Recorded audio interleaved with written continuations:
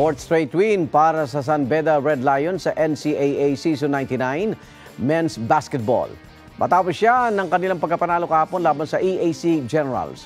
Ang final score, 86-72. Wagi rin ng Binil Blazers kontra Letran Knights sa score na 68-55. Nitong Sabado naman, nanaig ang Mapua Cardinals sa dikit nilang laro na Perpetual Altas. Natapos ang laro sa score na 62-61. JRU Heavy Bombers naman ang nanalo sa kanilang pagtatapat ng Arellano Chiefs.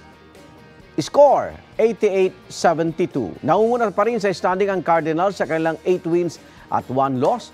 Bukas, mag-aarap ang JRU Heavy Bombers at LPU Pirates.